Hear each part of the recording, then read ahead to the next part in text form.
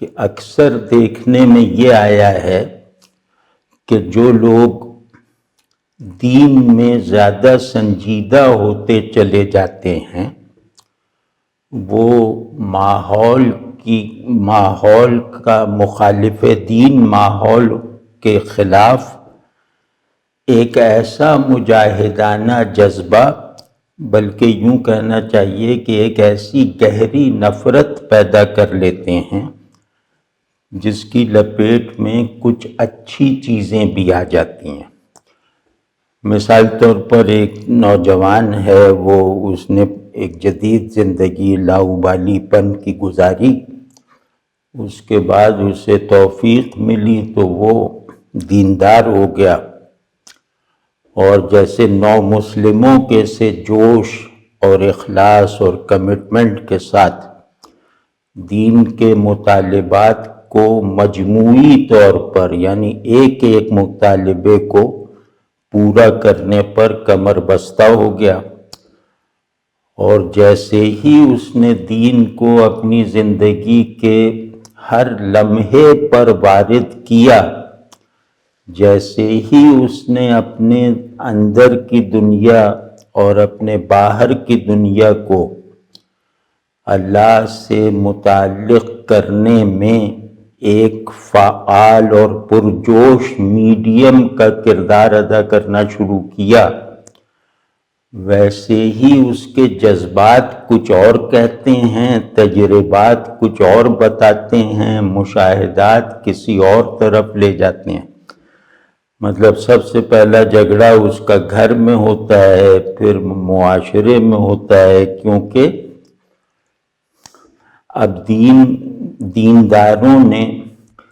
دین کا فرد کے لیے ہونا عملاً قبول کر لیا ہے،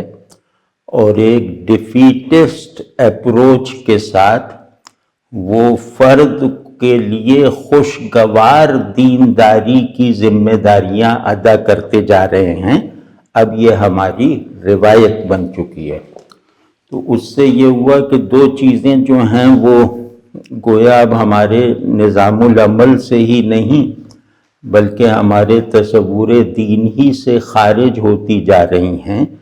ایک تو یہ کہ اس دین کی بناوٹ، دین اللہ کا قول ہے اور اس دین کی بناوٹ حکم کی طرح ہے، اور دوسری بات یہ کہ بندگی مجاہدہ ہے۔ دین اگر حکم ہے تو حکم بھی ایسا کہ اس کی خلاف ورزی کی کوئی گنجائش نہیں، وہ ہر طرف سے بائنڈنگ حکم ہے۔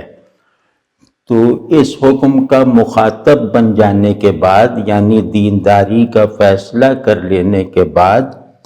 بندگی جو ہوتی ہے اس میں سب سے اہم عمل مجاہدہ ہوتا ہے، یعنی دین حکم ہے، بندگی اس حکم کی تعمیل کے لیے ہونے والا، جاری رہنے والا لازمی مجاہدہ ہے۔ اب مجاہدے کی جو تعریف ہے وہ یہ ہے کہ جو چیز میرے نفس کو اس کی امارگی اور غفلت کی وجہ سے اچھی لگے، میں اللہ کے خوف سے یا اللہ کی محبت سے اس چیز سے خود کو دور رکھوں۔ یعنی میرا دل چاہے جھوٹ بولنے کو، جھوٹ بولنا مجھے بہت مرغوب ہے، تو لیکن یہ کہ میں اللہ سے ڈرنے والا ہوں اس لیے جھوٹ بولنے سے بچتا ہوں، اور دوسری سٹیج یہ کہ مجھے اللہ سے محبت اتنی ہے کہ میں جھوٹ بولنے کے ہر راستے کو اپنے اوپر بند کرتا ہوں، جھوٹ بولنے کی ہر خواہش کو کل کر دیتا ہوں، گویا اپنی اس انتہائی گہری عادت کو جو میرے لیے پسندیدہ بھی ہے اور دنیا میں مفید بھی ثابت ہوئی، اس کو میں اللہ کے لیے مجاہدہ کرتے ہوئے چھوڑتا ہوں۔ تو دوسری بات مطلب دوسرے پہلو سے دیکھیں تو دین اللہ کے لیے ہونے کا حکم ہے، یعنی دین کا خلاصہ یہ ہے کہ اللہ کے لیے جیو، اللہ کے لیے مرو۔ یہ اب گویا ایک وجودی بائنڈنگ ہے کہ میرا جینا بھی اللہ کے لیے، میرا مرنا بھی اللہ کے لیے، اور میری محبت بھی اللہ کے لیے، میری دشمنی بھی صرف اور صرف اللہ کے لیے۔ اس میں کوئی چیز بھی مجھے اس اخلاص سے ہلانے نہ پائے، اس طرف میں مسلسل نظر رکھتا ہوں۔ وہ چیز چاہے دنیا ہو، چاہے میرا نفس ہو، چاہے شیطان ہو، چاہے مجبوریاں ہوں، چاہے آسائشیں ہوں، میں اپنی ہر صورتحال کو جو میرے اندر ہو یا مجھ سے باہر ہو تنقیدی نظر سے دیکھتا رہتا ہوں کہ کہیں یہ میرے ہونے کی اصل ذمہ داری کے راستے میں رکاوٹ تو نہیں بن رہی، بلکہ اس سے بھی بڑھ کر میں اس طرف سے بھی کوشش رہتا ہوں کہ کہیں ایسا تو نہیں ہے کہ فی الحال تو یہ چیز رکاوٹ نہیں بن رہی لیکن آگے چل کر یہ رکاوٹ بن جائے۔ تو اس شبہ کی بنیاد پر بھی میں رکاوٹ بن سکنے کا امکان رکھنے والی شے سے بھی خود کو فاصلے پر کر لیتا ہوں۔ یہ اس پہلے سے بھی بڑا مجاہدہ ہے۔ تو یہ سب چیزیں جس عمل سے، یعنی دین کے تمام بڑے بڑے تقاضے اور دینداری کی ماہیت کو پہچاننے اور عمل میں لانے کا جو راستہ ہے وہ ہے کہ اپنے نفس کو سدھار لو، اپنے نفس کا تزکیہ کرو، یعنی تزکیہ کرتے رہو۔ یعنی اللہ کی طرف سے جب بھی کوئی حکم آتا ہے کہ یہ کرو، یہ نہ کرو، تو وہ دوام اور استمرار کے ساتھ آتا ہے، وہ ایک دن اور 2 دن کی زندگی کے لیے نہیں آتا۔ اس میں گویا ہر حکم کچھ کرنے کا حکم، بظاہر کچھ کرنے کا بھی حکم ہو، تو اصل میں وہ کچھ ہونے اور بننے کا حکم ہوتا ہے۔ تو حکم اگر ایسا ہو تو تعمیل کرنے والا گویا اپنے موجود ہونے کے احوال اور اسالیب کو اللہ کے احکام اور مرضیات کے مطابق اور اللہ سے تعلق کو نبھا سکنے کے لیے جو ہے وہ دیکھتا رہتا ہے، کاٹتا چھانٹتا رہتا ہے، اور اسی طرح وہ باہر کی دنیا کو بھی دیکھتا ہے کہ یہاں بھی جو چیز بھی اسے اللہ سے غافل یا اللہ کا نافرمان بناتی ہے یا بنا سکتی ہے تو ان سے ایک دوری اختیار کر لیتا ہے۔ تو یہ مطلب تزکیے کے لیے، دین کے لیے، اللہ سے تعلق کے لیے تزکیہ نفس ضروری ہے تاکہ ہمارے اندر دین کو ٹھیک سے قبول کرنے کی صلاحیت بیدار ہو جائے، یعنی ہم دین کا مخاطب بننا کوالیفائی کر جائیں۔ تو دوسرے یہ کہ یہ تزکیہ، کیونکہ نفس بہت طاقتور چیز ہے، یہ 2 چیزوں پہ چلتا ہے، طاقت اور لذت۔ تو بائیولوجیکل لذت اور ایک جو پاور کے اسٹرکچرز میں مزے سے رہنے کی عادت، تو طاقت اور لذت دونوں کو انڈو کرنا یا دونوں کو کسی بڑے مقصد کے لیے مغلوب رکھنے کی کوشش کرنا، اس کو کہتے ہیں مجاہدہ۔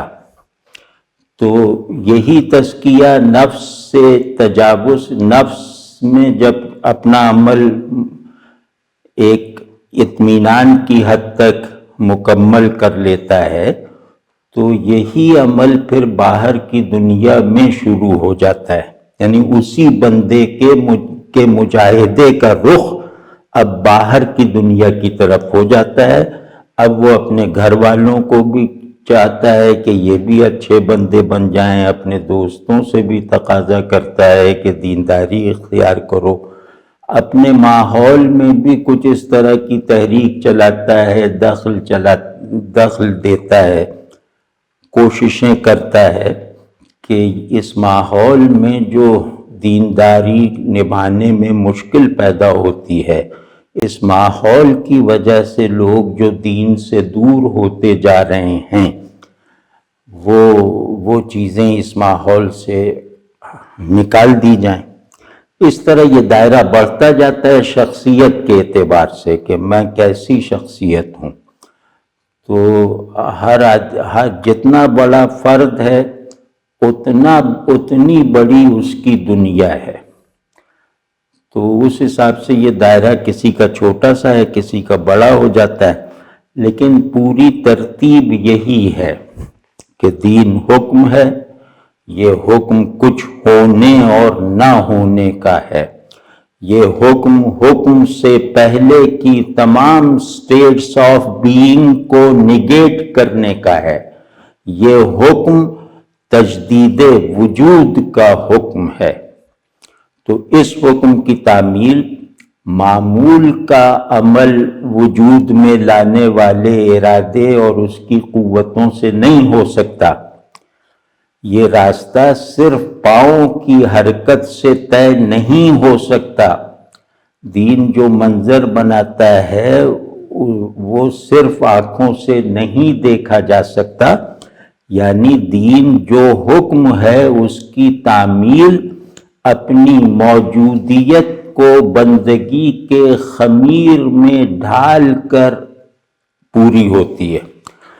تو یعنی کہ دین آیا اس لیے ہے کہ اب تم ایک بائیو بینگ نہیں ہو، اب تم ایک آتھینٹک بینگ ہو، کیونکہ تم بندگی کی سند رکھتے ہو۔ یعنی کہ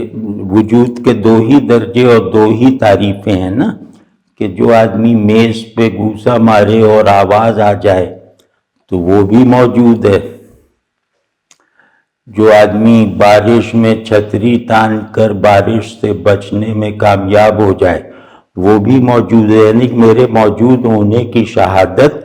ہمیشہ دوسری چیز دیتی ہے۔ اگر میں مکمل طور پر اکیلا ہوں تو وجود اور عدم کی کیٹیگریز مجھ پر لاگو نہیں ہوتی، پھر وجود اور عدم دونوں میری حالت سے لا تعلق بے معنی الفاظ ہیں۔ تو میرے موجود ہونے کی دو شہادتیں مجھے ہر وقت ملتی رہتی ہیں، ویسے تو تین ہیں، یعنی پہلی شہادت یہ کہ میرا ذہن کہتا ہے میں موجود ہوں، دوسری شہادت یہ کہ پڑوسی کہتا ہے کہ موجود ہوں، یہاں کی چیزیں کہتی ہیں کہ تم موجود ہو۔ لیکن یہ دونوں شرطیں پوری ہوتی، یہ دونوں وجود طبیعی کی شرطیں ہیں، یہ باڈیلی موجود رہنے کی شرطیں ہیں۔ اس کا مطلب ہے کہ میں ایک ارادہ اور سمجھ رکھنے والا جسم ہوں، تو اس کی یہ تائید کرتی ہے میز، کرسی، ہوا، درخت کا پھل وغیرہ، وہ پتھر جسے میں نے راستے میں سے ہٹا دیا، وہ اینٹ جسے میں نے راستے میں لا کے رکھ دی، یہ سب شہادت دیتی ہیں کہ میں موجود ہوں۔ تو ان کی شہادت سے میرا موجود ہونا اس معنی میں ثابت ہوتا ہے کہ میں ایک جسم ہوں، ایک متحرک جسم ہوں جو سمجھ بھی رکھتا ہے۔ تو یہ شہادت بھی ظاہر ایک ضروری ہے، کیونکہ میں جسم کا منکر ہو کر